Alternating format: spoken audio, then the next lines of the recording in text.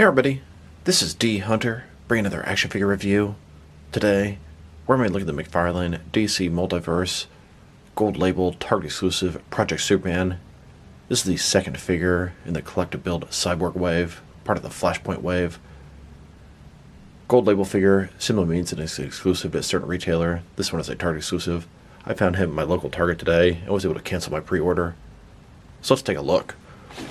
As you can see at the top, 22 moving parts, McFarlane Toys, ages 12 plus, gold label collection, DC Multiverse, Project Superman, collector build Cyborg. This is the second of 4 figures you need to make Cyborg, and I'm pretty excited to get Cyborg complete, although it's going to be a while.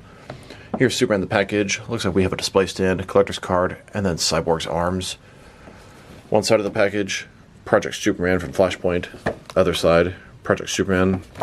At the bottom, got a bunch of credits. And there's his barcode, in case it helps anybody. And on the back side, here's an image of Cyborg. Here are the parts you give Superman. Here's assembly instructions. And here is the rest of the wave. So far, we don't know who the next 2 figures are, although it's a good bet. This one is going to be the armored Wonder Woman. Who knows about this one? My money is on Flash, but time will tell. So with no further ado, let's open him up. Alright, now that I have this figure out of the package, here he is with all his accessories laid out.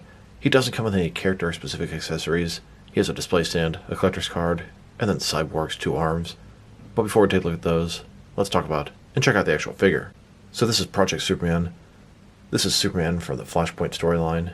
In that storyline, he was captured by the government.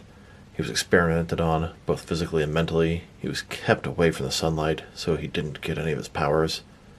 Eventually, they broke him out, gave him access to the sun, and he helped Thomas Wayne and Flash, if I recall correctly. Now they're doing something pretty similar in the upcoming Flash movie, except instead of Superman, it's Supergirl. But that's a story for another day. Right now, let's take a look at him. So, overall, he's on that John Kent buck. Very thin body, but it makes sense. Superman in this was very skinny, almost sickly looking. Look at his face. Kind of dark around the eyes. He does have that signature curl coming down. Face, not quite as sickly as I thought. It does look like a thinner, younger version of Superman. He's got the S and then number 1, as this is Superman 1, Project Superman. Like I said, it's that same John Kent body that has now been used 6 different times. They gave him that absolutely awful right hand and then a fisted left hand. Double jointed elbows, double jointed knees, pretty plain and basic body, besides the odd Superman logo on his chest. And just a closer look at his face and head sculpt. Might be a cool head swap with one of the Superboy figures. Now let's check out his accessories. Let's start off with the boring stuff. Here's his display stand. Typical McFarlane stand, black perfect circle. It says DC on the bottom, and it's got 1 peg for the peg holes on his feet. It's also very thin, very basic. Now let's check out his collector's card. As you can see, it's an image of Project Superman from Flashpoint. Look how thin and sickly he looks. Kind of weird. Project Superman from Flashpoint. On the back, there is a description. If you want to read that, go ahead and pause now. And now we have Cyborg's arms.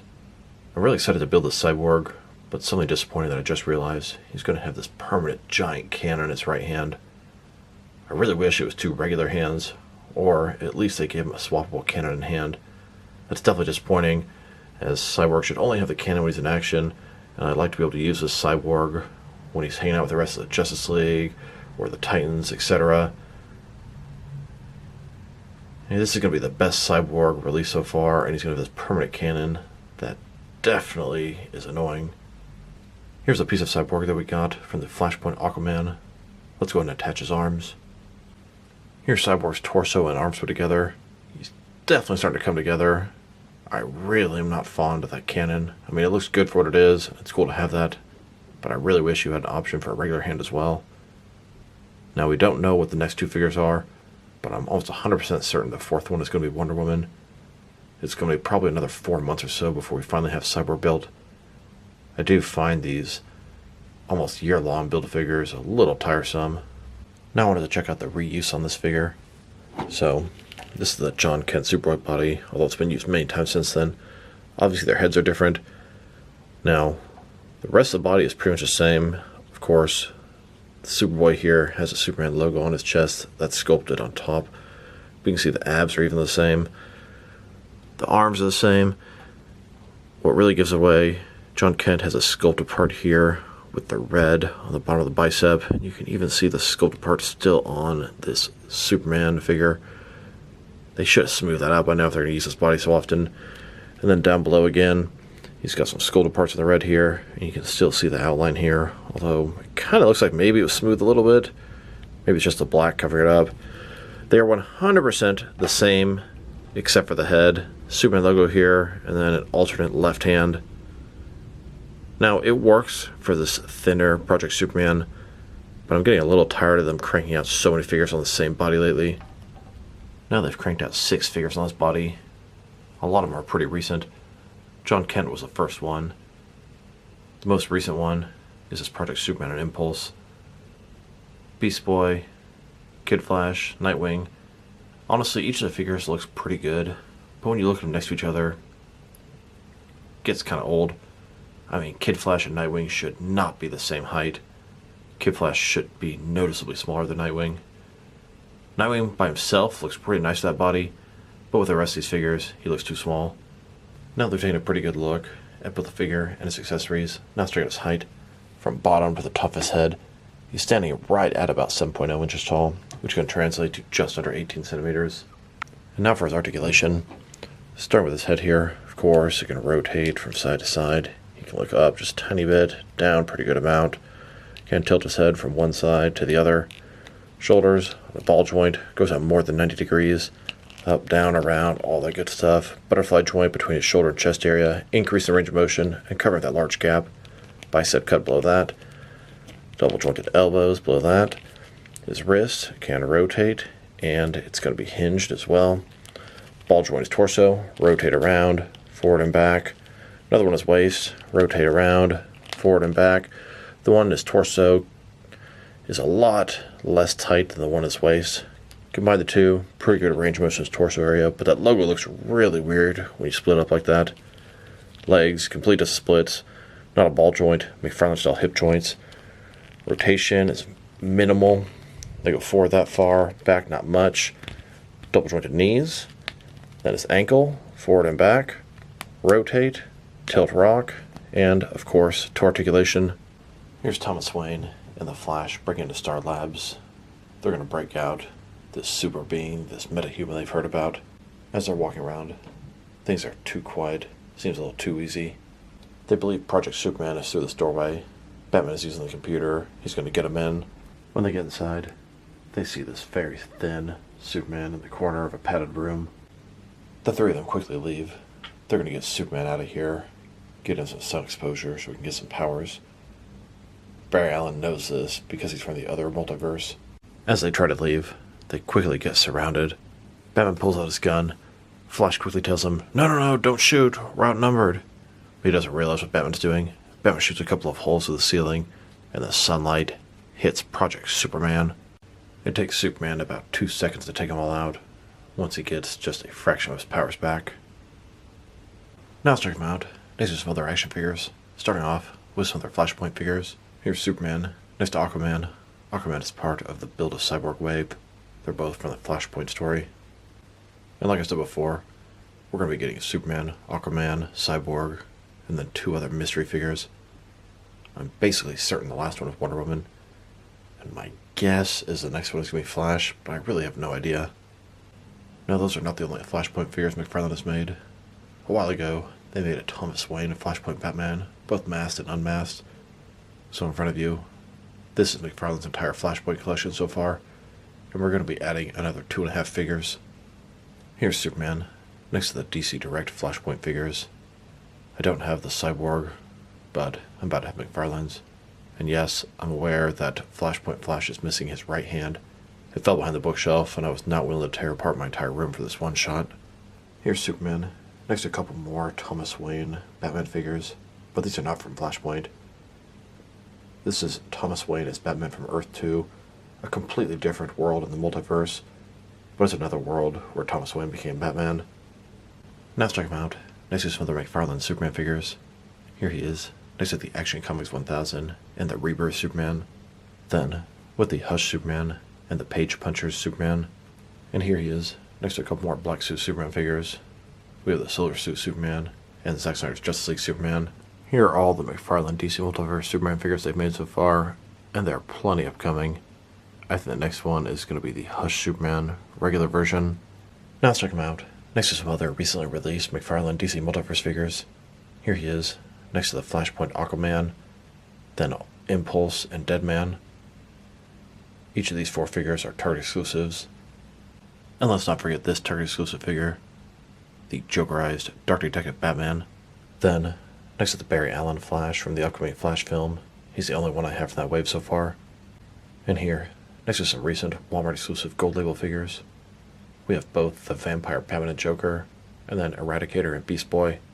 And here he is, next to the most recent Build-A-Figure wave, the Titans wave, Collector Build Beast Boy. Then, next to both Shazam and Wonder Woman from Shazam Fury of the Gods. And now, next to the Arkham City Riddler and the Arkham Knight Earth 2 Batman skin, here's Project Superman, next to the 2 most recent McFarlane Mega figures, Calabac and Fulcrum Abominus. And here he is, next to the 4th wave of Page Punchers. This is an Aquaman-themed wave. We have Aqualad, Aquaman, Black Anta, and Ocean Master. Then, next to the Dark Knight Trilogy wave, Collect Build Bane from the Dark Knight Rises. And now, next to the Dark Knight's Metal Gladiator Batman and the Kingdom Come Armored Batman, here's Superman, next to the McFarlane Toy Store exclusive, Kyle Rayner Blue Lantern, and the Amazon exclusive Tim Drake Robin. And here he is, next to Duke Thomas the Signal, Connell Superboy, and both versions of the Jade Garrick Flash. Then, next to most recent Batman wave, we have the Hush Batman, both versions of the Nightfall Catwoman, both versions of the Rebirth Mr. Freeze, and the Infinite Frontier Joker. And finally, next to the Amazon exclusive Batman Family 5-pack. Now let's check him out. Next to some action figures from different various companies, so we can see how he fits in, both scale and style-wise, in case you don't know which lines you can mix him with. Since he's a McFarlane toy, they're typically the 7-inch scale. I'm going to start my comparisons with some of the larger action figure lines I collect, and work with smaller. But first, let's check him out with some of his McFarlane toy brothers. In front of you are 5 different action figure lines, all from McFarlane toys, all 7-inch scale. Then, next to some more McFarlane toys. These are from different various video game properties. And now, next to some Jack-specific wrestling figures. Here he is, next to some candy for my son's Easter basket. And here he is, next to some DST or Diamond Select toys. Then, next to some DC Direct and DC Collectibles figures. And here he is, standing with some NECA figures. Then, with some Mattel wrestling figures. And now, with some Jazzwares AEW wrestlers. And here he is, next to some Mezco 112 collected figures. Then, next to some Mattel DC Universe Classics and Multiverse figures. And here he is, next to some Make-Fix figures.